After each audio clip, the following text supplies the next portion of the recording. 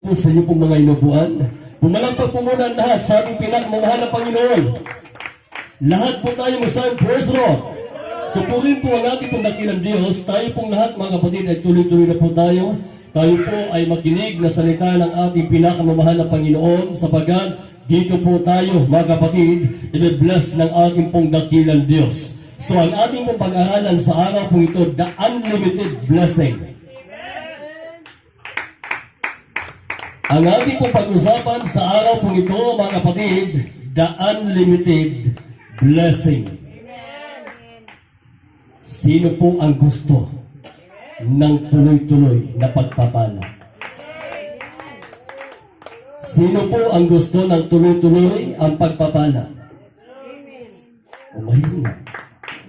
Kaya ang dating, mga kapatid, mahina rin. Diba? So kinakailangan mga kapatid, angkinin po natin, sapagat alam naman po natin na ang Diyos ay mayaman. Ang Diyos ang pinagmumulan ng lahat ng pagpapala. Ang Diyos mga kapatid ko ay mapagbiyaya. Ang Diyos mga kapatid, lahat ng kailangan mo ay ibibigay ng ating pinakamamahal na Panginoon. So kung tayo po ay nasa Diyos, tayo po ay naglilingkod sa Diyos, mga kapatid, isang tiyak na bagay, hindi ipagkakait ng Diyos ang kanyang kayamanan at kanyang ibibigay ito sa iyo. Amen? So ang sabi ng Biblia, sa aklat po ng Pilipos, Kapitulo 4, at talata po ay 19, ganito po sinabi. Sa aklat po ng Pilipos, Kapitulo 4, ang talata po ay 19. At pupunan ng aking Diyos ang bawat kailangan ninyo ayon sa kanyang mga kayamanan sa kaluwalhatian kay Kristo Jesus. So sabi po ng banal na kasulatan, pupunuan ng Diyos lahat ng kailangan ninyo, lahat ng kailangan natin. Ano man ang ating kailangan sa araw-araw, yan po ay nakikita ng ating pong pinakamamahal na Panginoon. So sabi ng banal na kasulatan, mga kapatid, pupunuan ng ating pinakamamahal na Panginoon lahat ng ating mga pangailangan dahil sabi niya, sabi dito, sa kanyang kayamanan sa kaluwalhatian kay Kristo Jesus na ating Panginoon. Amen? So ngayon mga kapatid, itatanong ko po sa inyo, sino po dito ang nakakilala sa presidente? Kilala po natin yung ating presidente. So ang tanong, mga kapatid, kilala kaya kayo ng presidente?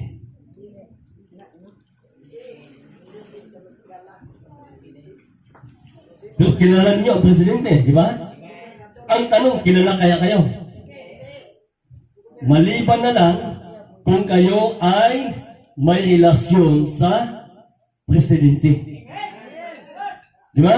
Kilala kayo. Amen? Sumalit, kung wala kang relasyon, wala kang ugnayan doon sa presidente, hindi ka kilala. Di ba? So ito, pangalawang tanong. Sino sa inyo ang nakakilala sa Diyos? Okay, kilala natin ang Diyos. Ang tanong, kilala ka kaya ng Diyos? Amen? So maging kilala tayo ng Diyos, mga kapatid, kung mayroon tayong relasyon sa Diyos. So unang puntos po natin, mga kapatid, relationship. Pag tayo po ay may relasyon sa Diyos, isang tiyak na bagay, kilala tayo ng Diyos. Katulad ng aking unang sinabi kanina, kung tayo po, kung kayo ay kilala ng presidente, ang ibig sabihin, mayroon kayong ugnayan. Mayroon kayong relasyon. Halimbawa, kamag-anak ka ng presidente, kilala ka talaga niyan.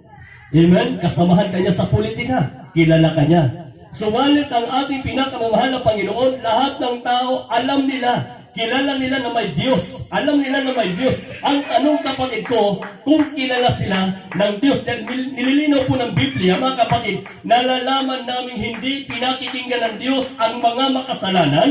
Datapot ang sinumang tao na maging mananamba sa Diyos at ginagawa ang kanyang kalooban, siya ay pinakikinggan ng Diyos. So alam natin, mga kapatid ko, nalalaman natin na ang taong makasalanan, bagamat dumalangin man siya, hindi siya pakikinggan ng Diyos. Dahil sabi ng Biblia, kung sino lang po yung may relasyon sa Diyos, sino lang po yung may ugnayan sa Diyos, siya lang ang pakikinggan ng ating pinakamamahal na Panginoon. Amen? Lahat po tayo mag-sign for us, Lord. Kung sino lang yung taong may takot sa Diyos. Kaya ang sabi nga ng banal na kasulatan, mga kapatid ko, basahin po natin, dito po sa aklat po ng Juan, Kapitulo 9, ang talata po ay 31, ganito po ang sinabi, nalalaman namin hindi pinakikinggan ng Diyos ang mga makasalanan. Datapwat, kung ang sino mang taong maging mananamba sa Diyos at ginagawa ang kanyang kalooban, siya ay pinakikinggan ng Diyos. So kanino nakikinig ang Diyos? Sa mga taong sumasamba sa Kanya at gumagawa ng Kanyang kalooban. Amen? Sila yung mga taong may ugnayan sa Diyos. Sila yung mga taong may relasyon sa Diyos. At sila itong mga tao, mga kapatid, sila itong mga taong dumadalo. Amen? Sila itong mga taong sumasamba sa ating pinakamamahal na Panginoon. Dumadalo sa tuwing may pagkakatipon. Lahat po tayo sa praise Lord. Sila itong mga taong laging nananalangin. Sila itong mga taong laging nagpupuri. Sila itong mga taong laging nagpapasalamat. Sila itong mga taong nagbibigay. Sila itong mga taong nakikinig ng preaching. Sila itong mga tao, mga kapatid, na ina-apply bawat mensahe ng Diyos, bawat salita ng Diyos ay kanilang ginagawa at sinusunod. Sila, mga kapatid ko, ay pinakikinggan ng ating pinakamamahal na Panginoon. Sapagkat ikaw ay anak ng Diyos. Lahat po ng tao nilikha ng Diyos, subalit hindi po lahat anak ng Diyos. Malinaw po yan, mga kapatid. Ang sabi ng Biblia, dito po sa aklat po ng Isaias, Kapitulo 47, ang talata po ay 43, ang talata po ay city. Sa aklat po ng Isaias, Kapitulo 43, ang talata po ay city. Sundan po natin sa aklat ng Juan, Kapitulo 1, ang talata po ay 12. Ang sabi, sapagkat bawat kinatawag sa aking pangalan at yaong aking nilikha ay sa aking kaluwalhatian. Yaong aking inanyuan, oo, yaong aking ginawa. So ang sabi po ng Juan 1:12,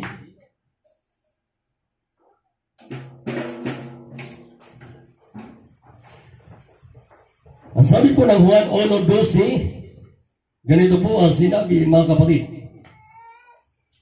Datapwat ang lahat ng sa kanya'y nagsitanggap ay pinagkalooban niya sila ng karapatang maging mga anak ng Diyos. Sa makatwid bagay, ang mga nagsisampalataya sa kanyang pangalan. So ang sabi po, mga kapatid, ng banal na kasulatan, yung bawat nilikha ng Diyos, bawat inanyuan, sila ay ginawa ng Diyos. Amen? Subalit, hindi lahat anak. Dahil nasabi ng Biblia, ang ituturing na anak ng Diyos, yung mga tumanggap sa Panginoon. Yung aariing anak ng Diyos, yung mga tumanggap sa Panginoon at sumampalataya sa Panginoon.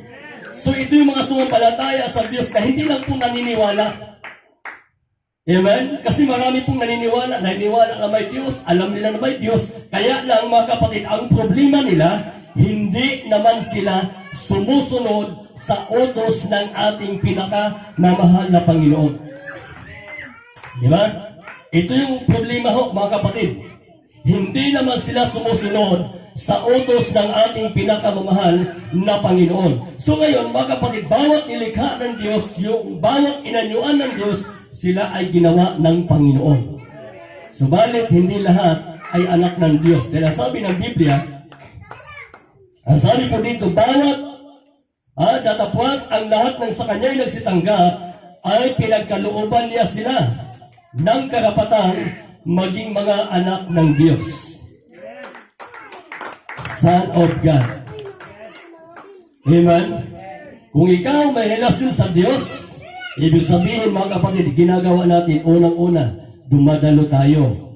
Lagi tayong nananalangin, lagi tayong nagpupuri, lagi tayong nagpapasalamat. Pagdating ng pagbibigay, nagbibigay tayo. Pagdating po mga kapatid sa preaching, nakikinig tayo ng preaching. At pagkatapos ng preaching, ina-apply po natin bawat mensahe na ating napapakinggan. Amen? Dahil yun po mga kapatid ang mga Kristiyano, mga anak ng Diyos na pinakikinggan ng Diyos ang kanilang mga dalangin. So ngayon mga kapatid, dahil tayo po ay anak ng Diyos, tumanggap ka sa Panginoon o sino dito yung tumanggap na sa Panginoon? Okay, sino dito yung mga nabautismuhan na? Hindi lang po tumanggap, kundi nabautismuhan, sumampalataya at nagpatuloy sa paglilingkod sa ating pinakamamahal na Panginoon. Yung pagpapala, dahil sinasabi mong anak ka, ang pagpapala ay ibibigay ng ating amang nasalan. Amen? Lahat po tayo masal, praise Lord. So gagawin po natin ang lahat ng utos ng ating pinakamamahal na Panginoon, mga kapatid ko, para yung pagpapala, tuloy-tuloy yung pagpapala. Di ba? Para yung pagpapala, hindi maatlangan yung pagpapala. So, sinabi ko na po kanina, yung mga unang na dapat natin gawin. Amen? Yung mga unang dapat natin gawin, huwag natin pabayaan ang pagkakatipon. Lagi tayong manalangin.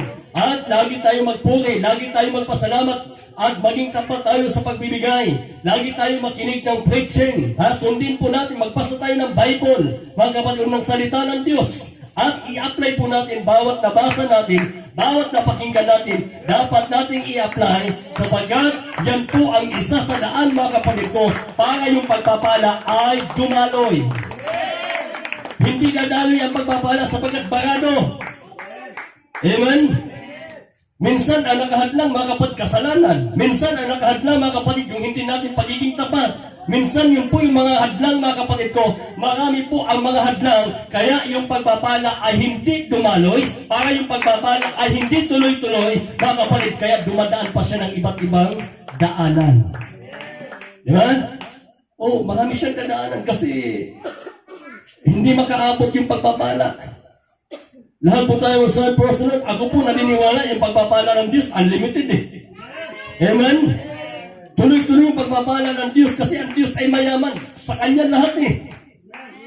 Ang sabi nga ng banal na kasunod ng mga kapatid ko, para tayo po ay magsiyaman, para tayo po ay maging mayaman mga kapatid ko, kailangan po natin sumunod sa utos ng ating pinakamamahal na Panginoon.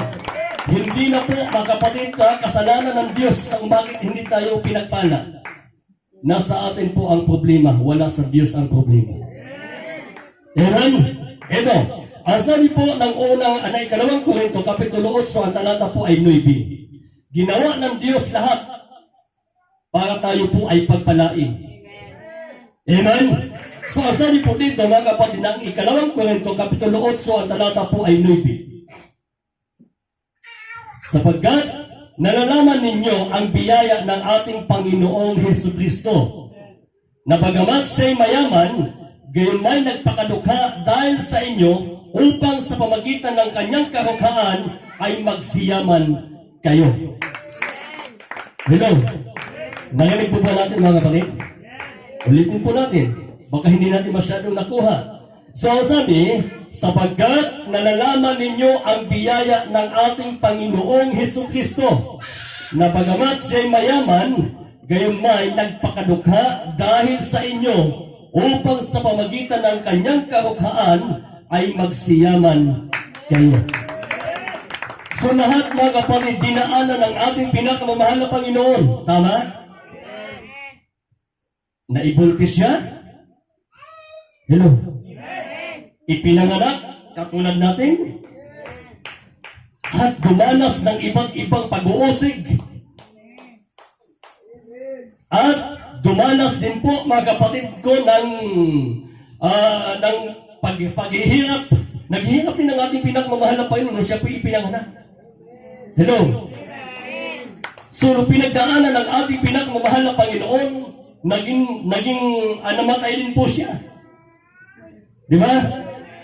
Lahat po tayo sa personal. So, lahat ng paghihirap ay pinagdaanan ng ating pinagmamahal na Panginoon. Katulad po ng mga taong nananahon sa sanlibutan ito, upang ang sabi ng banal na kasulatan, sa pamagitan ng kanyang karukaan, tayo po ay magsiyaman. Amen? Palagpakan muna natin ang ating pinagmamahal na Panginoon. Lahat po tayo mag-sign first, Lord. So kung ito po ay pinagdaanan ng ating pinagmamahal na Panginoon, mga kapatid ko, para tayo po ay i-bless, para tayo po ay pagpalain, para yung pagpapala, mga kapatid, ay matanggap po natin, bakit hindi natin gagawin ang mga utos ng ating pinakamamahal na Panginoon? Kung yun maging daan, para tayo po, mga kapatid, ay pagkalooban ng blessing. Amen? Lahat po tayo sa first, Lord. Kung yun po yung maging daan, mga kapatid ko, para umangat tayo. Kung yun yung maging daan, mga kapatid ko, para gumanda yung ating buhay, bakit hindi natin gagawin? Pumalakpak po muna ang lahat sa ating pinakamamahal na Panginoon. Hindi ko po alam, mga kapatid, kung saan parte tayo mahina. Amen? Hindi ko po alam, mga kapatid ko, kung saan utos ng Diyos ay hindi natin ginagawa. Subalit, ikaw mismo, alam mo sa sarili mo na kung saan ang parte na to, dito ka mahina. Sa parte ito, hindi ka sumusunod. Yun ang dapat natin ma-realize. Na kung ang ating pinakamamahal na Panginoon, bagamat siya'y mayaman, iniwan niya ang lupukan at siya po bumaba, mga kapatid, at pinagdaanan niya ang lahat para tayo po ay pagpalain. Amen? Hindi man tayo karapat-dapat. Tayo po ay makasalanan. Tayo po ay nagkakamali. Tayo po ay nagrereklamo. Tayo po, mga kapatid, ay sumusuway sa utos ng ating pinakamamahal na Panginoon. Subalit ang ating pinagmamahal na Panginoon, mga kapatid, ay bumaba para abutin tayo. Amen? Bumaba siya para abutin ka. Para abutin ang bawat isa sa atin. Para tayo po ay hanguin mula sa pagkalugmok. Para tayo po ay hanguin, mga kapatid, mula sa kasalanan. Mula sa putik, gumugulong tayo sa putik ng pagkakasala. Kaya nga, sabi ng ating pinagmamahal na Panginoon, mga kapatid ko, siya po ay nagpakadukha para tayo po ay maging mayaman. Pumalagpak po muna ang lahat sa ating pinakamamahal na Panginoon. So, ang nais ng Diyos, tayo po, mga kapatid, ay maging totoong anak ng Diyos. Amen? Amen? Yun yung nais ng Panginoon. Okay. Ang sabi po ng Juan, Kapitulo 15, ang talata po, mga kapatid, ay uno. Tuloy po natin ang basa. Sa aklat po ng Juan, Kapitulo 15, ang talata po ay uno. Ako ang tunay na puno ng ubas at ang aking ama ang magsasaka. Ang bawat sanga na sa akin ay hindi nagbubunga ay inaalis niya, at bawat sanga na nagbubunga ay nililinis niya upang lalong magbunga. Kayo malilinis sa pamagitan ng salita na sa inyo'y aking sinalita. Kayo manatili sa akin at ako'y sa inyo, gaya ng sanga na di makakapagbunga sa kanyang sarili, maliban na nakakabit sa puno. Gayon din naman, kayo, maliban na kayo manatili sa akin. Ako ang puno ng ubas, kayo ang mga sanga. Ang nanatili sa akin at ako'y sa kanya, siya'y nagbubunga ng marami. Sapagkat Kung kayo hiwalay sa akin, ay wala kayong magagawa. Kung ang sino man ay hindi manatili sa akin, ay siyang matatapong katulad ng sanga at matutuyo at mga titipunin at mga ihahagis sa apoy at mga susunog. Pumalakpak po muna lahat sa Panginoon.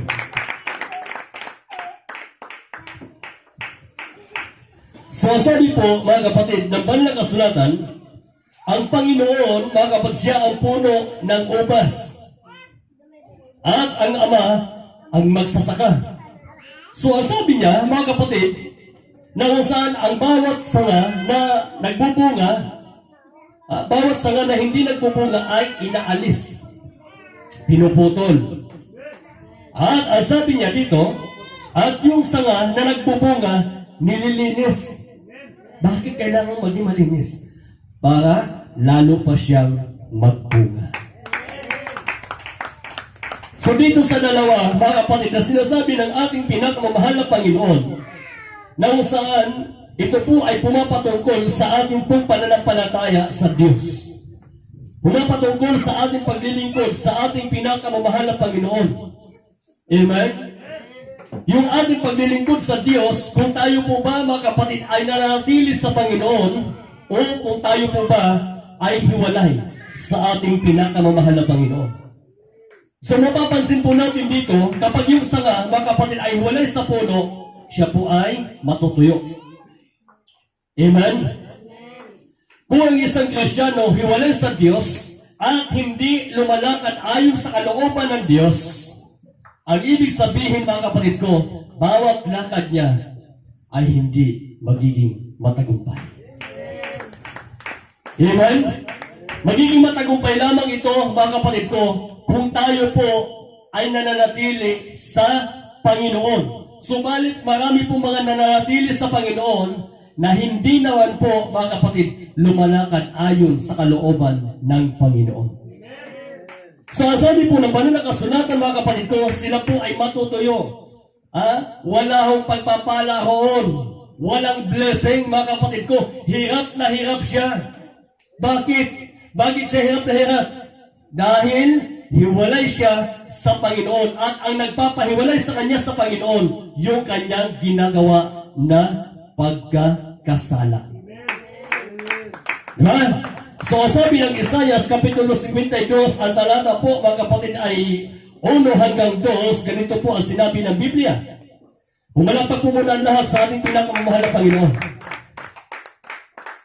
O 59, ang talata po ay 1 hanggang 2. Ito ang sabi, narito, ang kamay ng Panginoon ay hindi umiksi na di makapagliligtas, ni hindi man mahina ang kanyang pakinig, na di makarinig, kundi pinapaghiwalay ng inyong mga kasamaan, kayo at ang inyong Diyos, at ang inyong mga kasalanan, ay siyang nagpakubli ng kanyang mukha sa inyo, upang siya ay huwag makinig. Malinaw po na sinasabi ng banal na kasulatan, ang kamay ng Diyos hindi maiksi. Kahit saan lugar ka, nandoon ang Panginoon. Kahit saan sulok ka, nandoon ang mahal na Panginoon. Subalit nasabi ng banal na kasulatan, kaya hindi tayo maabot ng Diyos, hindi maabot ng Diyos ang mga tao, dahil po, mga kapatid ko, sila po ay gumagawa ng kasamaan. Sila po ay humihiwalay sa Diyos. Paano sila humihiwalay sa Diyos? Sa pamagitan ng kanilang ginagawa na kasalanan. Amen? So ang akala natin, kasama pa natin ang Panginoon eh. Ang akala ng tao, kasama pa nila ang Panginoon. Subalit, nililinaw ng Biblia, ang nagpapahiwalay sa atin sa Diyos ay ang ating kasalanan. Bagamat, dumadalo ka man. Bagamat, nagpupuri ka man. Bagamat, sumasamba ka man. Kung ikaw ay gumagawa ng kasalanan, hiwalay ka pa rin sa Panginoon. Amen? So sabi ng Biblia, kahit ano ang kanyang gawin, hindi magiging maayos, hindi magiging maganda. Bakit? Dahil hiwalay siya sa puno. Amen? Lahat po tayo sa praise Lord. So ngayon, mga kapatid ko, kailangan po nakakapit, nananatili ito sa puno.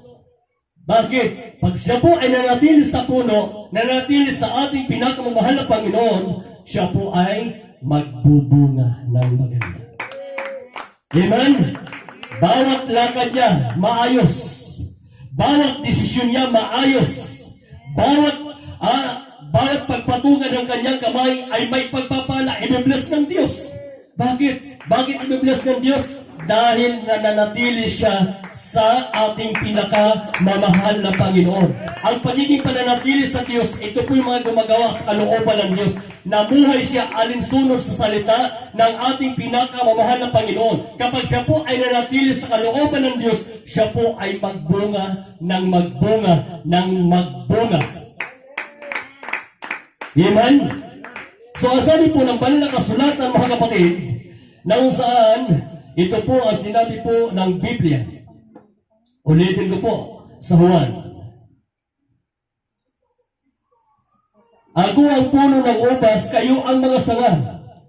Ang nanatili sa akin at ako'y sa kanya, ay siyang nagbubunga ng marami. Sapagkat kung kayo'y hiwalay sa akin, ay wala kayong magagawa. Malinaw po sinasabi ng Biblia, kung tayo po ay hiwalay sa Diyos, ay wala tayong magagawa. Amen? Kahit ano pang gawin ng tao, kahit grabe pa yung pagsisikap na gawin ng tao, dahil siya po ay hiwalay sa Diyos, wala siyang magagawa. Pumalakpak po muna lahat sa Panginoon. So ngayon mga kapatid, ang kailangan po natin na tayo po ay manatili sa Panginoon. Manatili sa Panginoon. Amen. So kung tayo po ay nanatili sa Panginoon, mga kapatid ko, mayroon po itong mga pagdadaanan. Di ba? Lilinis. Unti-unti tayo mismo yung magdesisyon para maging maayos. Amen? Yung may lakad man tayo bilang Kristiyano, bilang anak ng Diyos na hindi maganda, yun yung aayusin natin, linisin natin yun. Di ba? Para lalo pa tayo magbunga. Amen? Para lalo pang gumanda, mga kapatid, yung sitwasyon.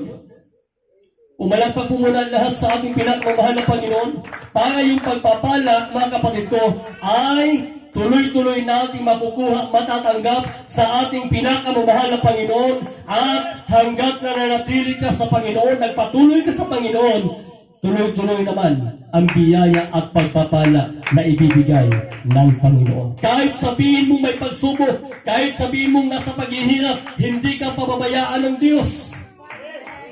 Amen? Kaya nga, sabi ng banal na kasulatan, mga kapatid, na saan, kung bakit tayo minsan ay iniisip natin para tayo pinabayaan ng Diyos. Hindi tayo pinabayaan ng Diyos. Tayo lang po ang nagpabaya sa Diyos. Umalakpak po muna lahat sa ating pinakamamahal na Panginoon. Lahat po tayo sa praise Lord. Di ba? Tama ho ba, mga kapatid? Tayo na po yung magpabaya sa mahal ng Panginoon eh. Kaya kung isipin na pinabayaan ka ng Panginoon, hindi ka pinabayaan ng Panginoon. Hindi lang po natin sinusunod ang utos ng Panginoon. Kaya, yun po ay bawang maranasan po natin, mga kapatid ko, dahil sa hindi natin pagsunod sa utos ng ating pinakamamahal na Panginoon. Subalit ang nais ng ating pong dakilang Diyos, sundin po natin kung ano po ang kanya po mga sinasabi. Amen? Kung sinusunod natin ang utos ng ating pinakamamahal na Panginoon, tayo po, mga kapatid, ay lalong pagpalain ng ating pagdakilang Diyos. So, ang sabi ng banal na kasulatan sa ating pong binasa, nang saan ibibigay ng Diyos lahat ng kailangan mo, lahat ng pangailangan po natin ibibigay ng mahal na Panginoon. Basta unahin lamang natin siya. Amen? Unahin natin ang Diyos. Huwag nating pabayaan, mga kapatid, na hindi natin magawa, na hindi natin masunod ang utos ng ating pinakamamahal na Panginoon. Sapagkat sumpa lamang ang ating pong maabot, hindi pagpapala. Subalit kung ayaw natin, mga kapatid, na sumpa, sumunod tayo sa utos ng ating pinakamamahal na Panginoon. Magpasakop tayo sa salita ng ating pinakamamahal na Panginoon. Sa huling talata po natin, nasabi ng Biblia, Dapat hanapin muna ninyo ang kanyang kaharian at ang kanyang katwiran at ang lahat ng mga bagay na ito ay pawang idahagdag sa inyo. So ang sabi po ng Biblia, hanapin, unahin. Unahin po natin mga kapatid ang kaharian ng ating pong pinakamamahal na Panginoon. So paano po yung pag-una natin sa kaharian ng Diyos? Ang sabi ng Biblia, huwag natin pabayaan ang pagdalo. Amen? At ang sabi ng Biblia, inutos ng ating pinakamamahal na Panginoon na tayo po dapat ay laging manalangin. Kaya nga, mga kapatid, andyan po yung model prayer. Praise the Lord. Yung the Lord's Prayer. At inutos ng Diyos na tayo po ay laging magpuri. Amen? Magpasalamat sa lahat ng bagay. Ano man ang ating pong natanggap, mga kapatid, maliit man o malaki, pasalamatan natin sa ating pinakamamahal na Panginoon. At araw-araw na magbabasa tayo ng salita ng Diyos. Ang sabi ng Biblia, nandyan ang tagumpay. Umalakpak po muna ang lahat sa ating pinakamamahal na Panginoon Diyos. So tayo po lahat, mga kapatid, ay sumunod sa utos ng ating pinakamamahal na Panginoon. Kung ang isang Kristiyano hiwalay sa Diyos at ang nagpapahiwalay sa Kanya ay ang kanyang kasalanan, siya po ay masusunog sa apoy ng impyerno. So ayaw po natin mga kapatid na tayo po ay mapahamak. Kaya, anuman ang mga nagagawa nating mga pagkakasala, pagkakamali sa paningin ng Diyos, yun po ay ating pagsisihan. Upang magbunga, kailangan maging malinis. Pumalakpak po muna lahat sa ating pinakamamahal na Panginoon. So tayo po lahat mga kapatid ay tumayo at tayo po umawit sa ating pinakamamahal na Panginoon. Sigapin po natin mga kapatid na magawa natin, matupad natin ang utos ng ating pinakamamahal na Panginoon Diyos. Ang Diyos po ay mayaman. Ang pagpapala ng Diyos sa isang kalangitan ay hindi maubos-ubos. Hindi mauubos ang kanya pong kayamanan doon sa kaluwalhatian sa kalangitan. Ibibigay lamang ng ating pinakamamahal na Panginoon ang mga pagpapalang ito doon sa mga Kristiyano na naging tapat sa Panginoon. Huwag natin sayangin mga kapatid ang pagkakataon na ibinibigay sa atin ng Diyos. Buksan natin ang ating mga puso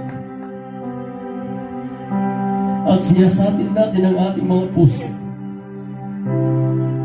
Kung saan tayo nagkukulang, saan tayo nagkakamali.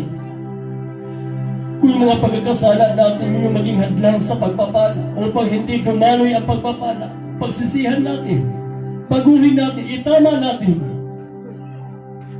Ang Diyos ay tapat sa bawat isa sa atin. Tapat ang Diyos magpakailan-kailan pa man.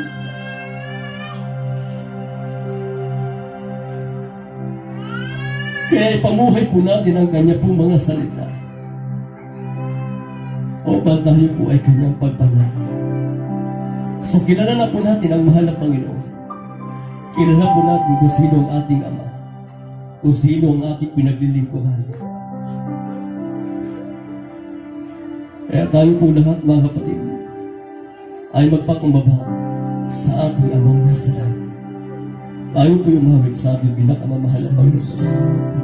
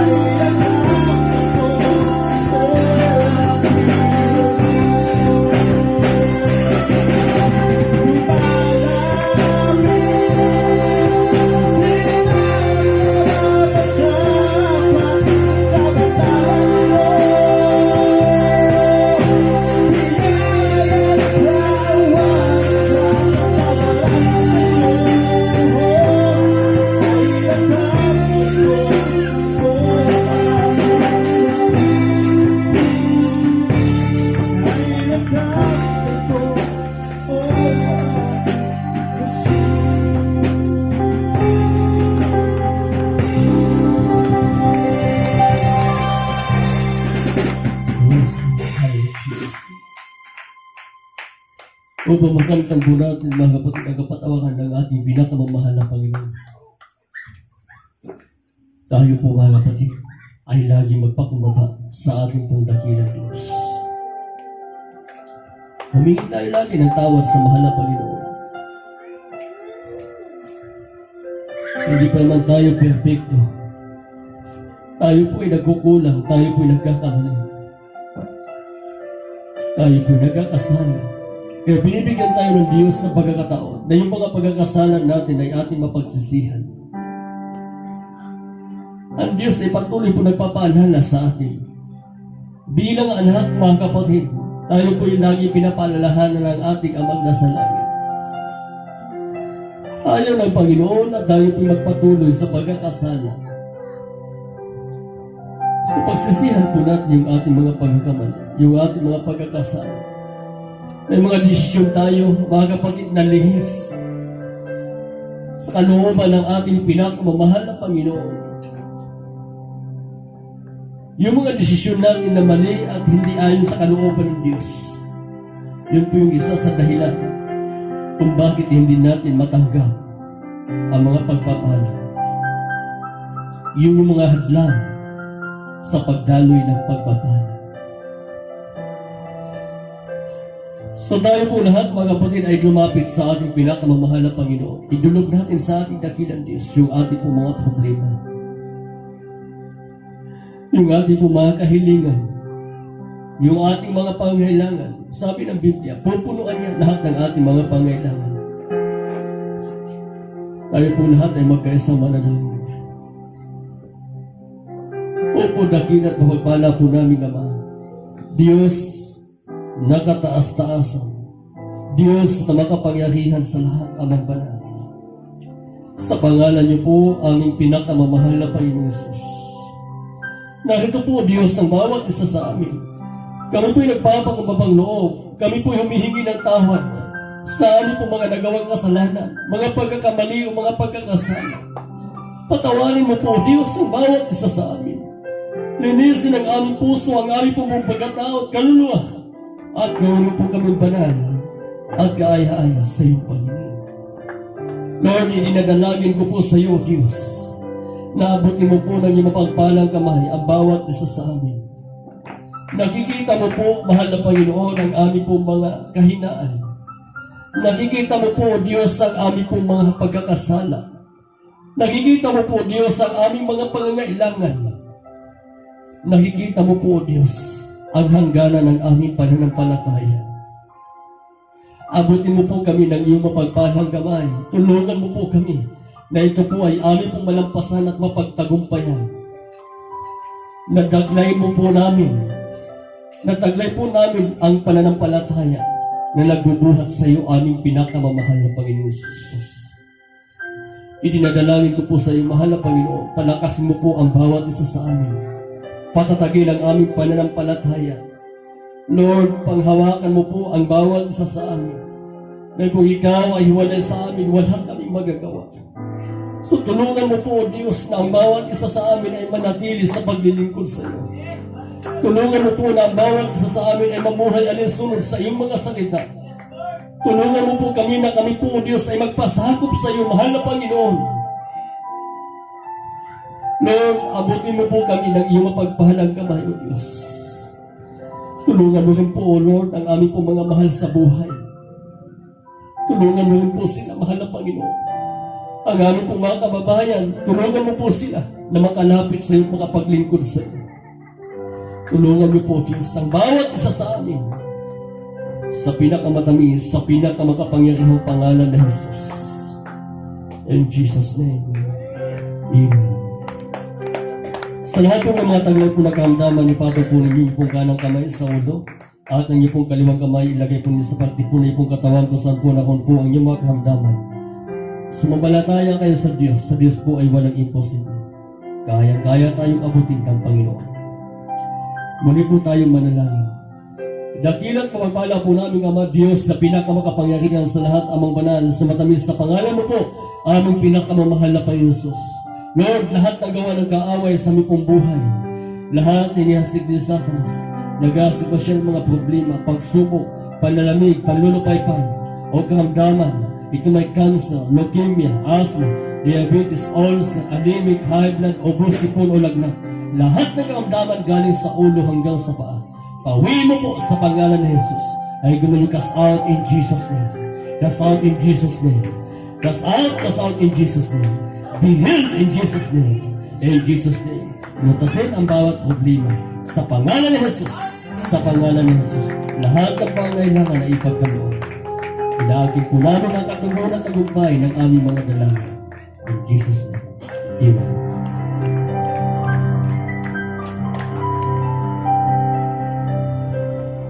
Ayun po lahat mga kapatid ay tumayo at tayo po ay tatalo ng 3 pieces sabay sigaw ng Hallelujah Praise the Lord bilang pagtatagumpay.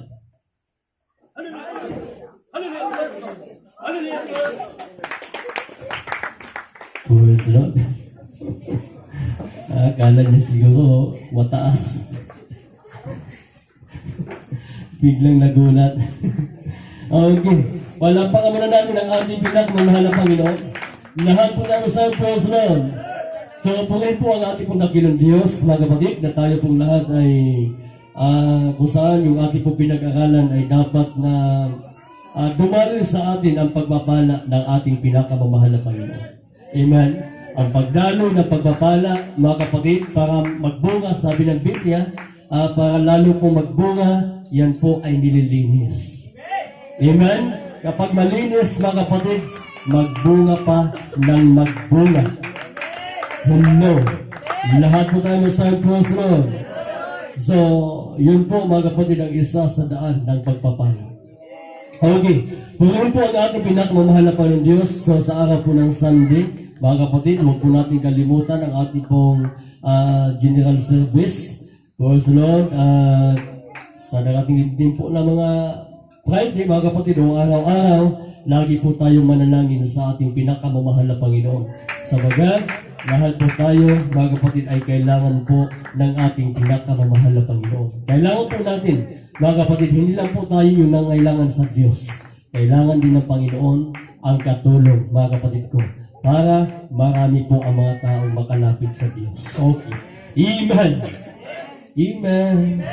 Okay, lahat po tayo tumayo na, mga kapatid, at tayo po magwawakas na sa ating pong pinagpalang gawain.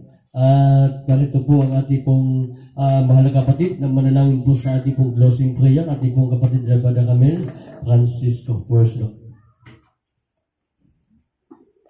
Hallelujah.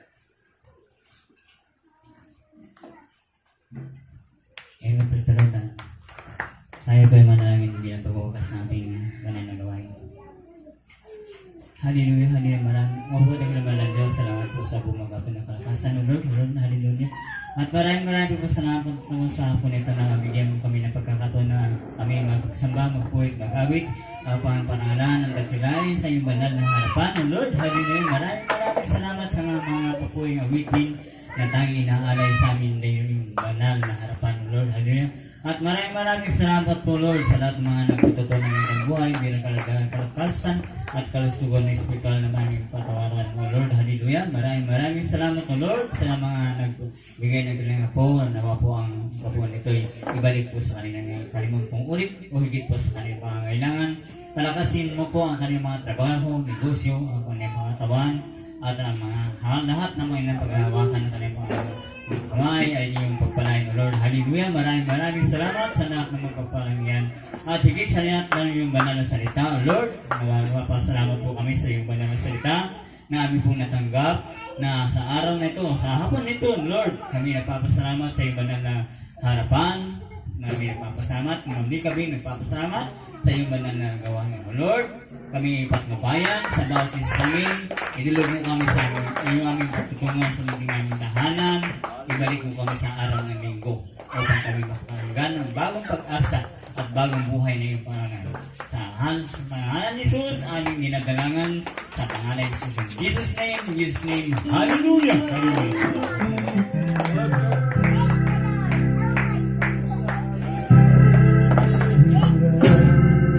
Hallelujah!